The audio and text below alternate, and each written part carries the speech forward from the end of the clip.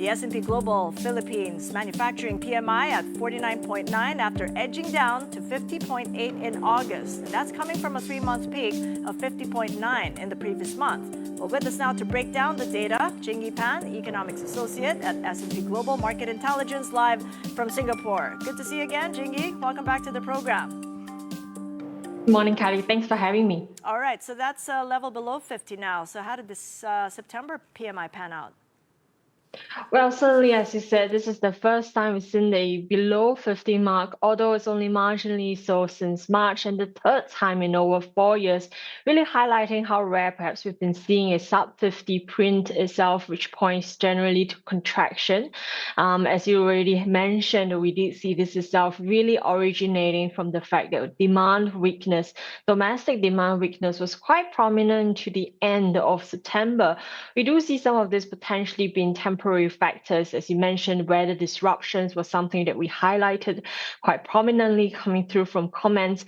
But also at the same time, I think there's just a general record of lower new orders at the end of, well, the third quarter itself. And that's given rise to the first fall in manufacturing production in 4 months based on our records. With that being said, however, I think we also do see some of these positive factors. While we had certainly purchases that's still increasing, albeit at a slower pace.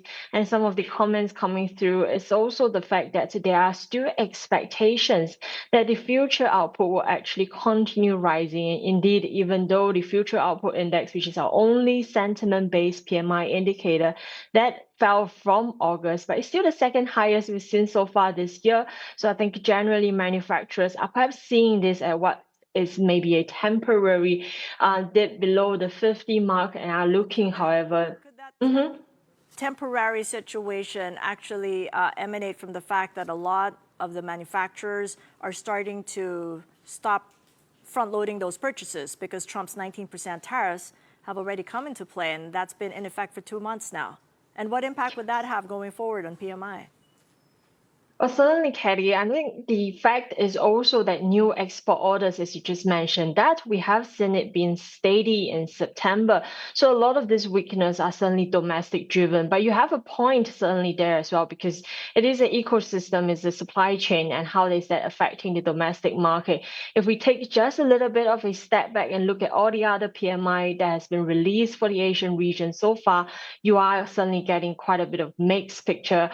August, it is undeniable that we're still seeing some of this front loading across the APAC region. But into September, I think it's starting to show you have some North Asian economies, including the likes of mainland China and also South Korea. Those are still showing growth and better growth perhaps for September, whereas the likes of, well, Japan and also Taiwan, these are coming under a bit of pressure. ASEAN growing as a whole on the manufacturing side, but mainly actually being supported by the likes of Taiwan and also I should say Thailand and Singapore. So I think a common theme perhaps here is really with these economies that are similarly doing well, have a lot of this new product rollout, but the ones who are not doing well are starting to tell us that the US tariff impact is starting to kick in, and certainly for the Philippines economy, I think they are seeing some of the secondary effect as well on demand, domestic demand, that could still. Economies, Jingyi, September was also a month that the Philippines saw corruption allegations unfold on the anomalous flood control projects. Did that, or is that in any way introducing a level of uncertainty, perceived or otherwise, that's now shown up in the September data? Well, from what we're seeing, definitely the flooding itself, not perhaps the allegation, the flooding itself had an effect certainly on production. But if you look at the future output index, as I mentioned, the only sentiment index, that had actually only declined slightly, still the second highest since last November. So you are getting the optimism still sustaining among manufacturers that things will actually improve in the next 12 months. So I don't think that's perhaps setting in so much.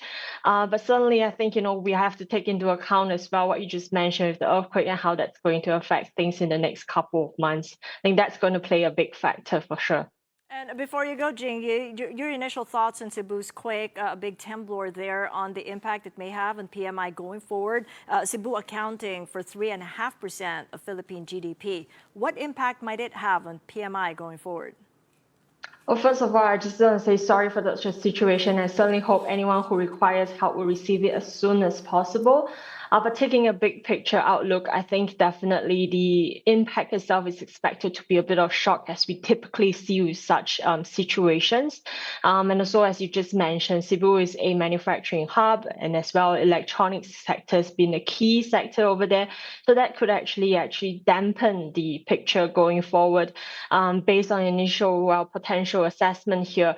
But of course, what's also important is how fast this help step in to actually remedy the situation. Of course, it also depends on how bad perhaps some of the infrastructure will be affected, because we know there's also transportation around the region that's very key, centered in that region.